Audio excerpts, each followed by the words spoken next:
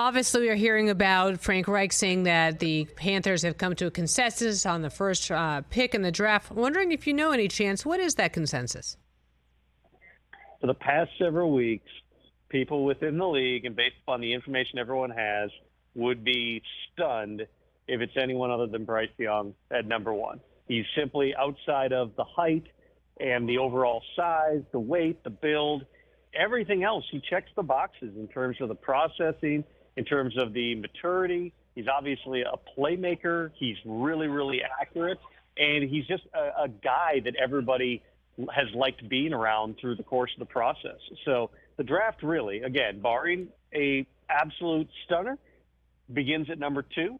And people within the league do not have that same strong sense of what exactly the Texans are going to do. I mean, depending who you ask, they're either taking Tyree Wilson or they're taking Will Anderson or they're taking C.J. Stroud. And in any event, they haven't told anybody outside the building exactly what they're going to do. They're also in the unique spot where they also own the number 12 overall pick.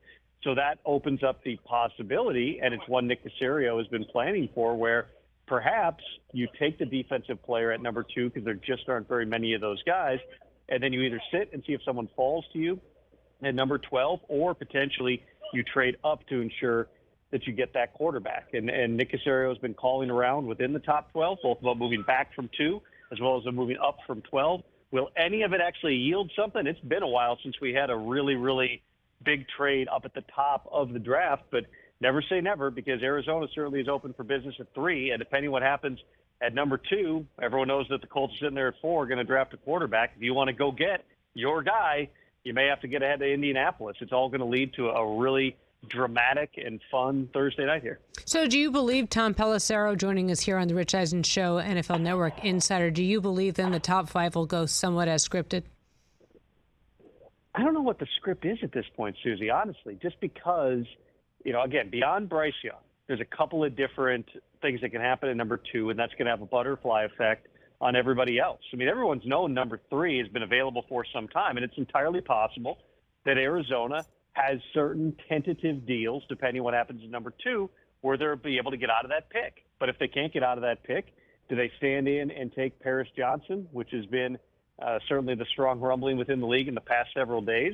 Potentially, could they go with a defensive player? I'm fairly confident they're not going to take a quarterback there, even though Kyler Murray is coming off of the ACL. But the only really true things that I think everybody is confident in up at the top of the draft is at number 1, it's Bryce Young. At number 4, the Colts are going to take the top quarterback not named Bryce Young on their board. Everything else that happens around them, including Seattle, which may want to trade back, there's just a lot up in the air. And again, that's going to make it fun tomorrow night. Has social media changed at all how you cover a draft?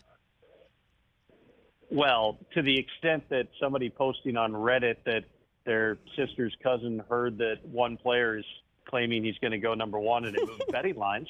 Other than that, it's no, crazy. I don't think so. But it is crazy. It changes the conversation in the strangest of ways. When I tweeted, and I generally don't pay attention to the betting lines, but when I tweeted Bryce Young has canceled his remaining visits, that was about, I think, 10 days ago. And the betting lines I know, because people were sending it to me, shifted like massively toward Bryce Young at number 1. And I don't even like that. That doesn't even process in my head all the time that, hey, if I tweet this thing, it's going to cause money to move. I mean, that's the last thing that I'm thinking about with any of this. But, I mean, I do think there's such an echo chamber that exists, and not just within the public or the media, but also within teams, because we're all talking to each other, right? GMs and head coaches are calling me, and we're going through the board, and we're going up and down the top 32 picks and who the surprises are going to be in 1 and what trades potentially could happen. And we all kind of have, sometimes there's different information. A lot of times it's similar information.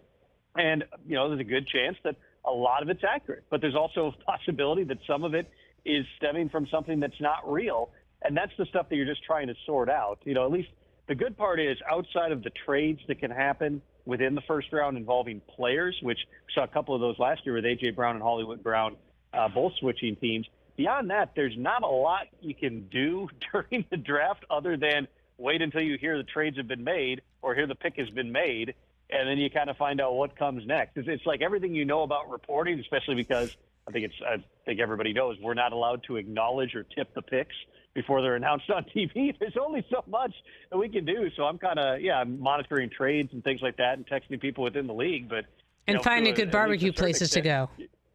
Well, I'm going to do that before the draft. I think I might pick up a little Jack Stack and bring it back to the hotel after I'm done with TV tomorrow. But yeah, I mean, you're kind of just you're enjoying it a little bit. But again, last year there were a ton of trades. There was some wild stuff that happened in round one, and that was without really the quarterbacks, the caliber of quarterbacks you have in this draft. It's going to be wild.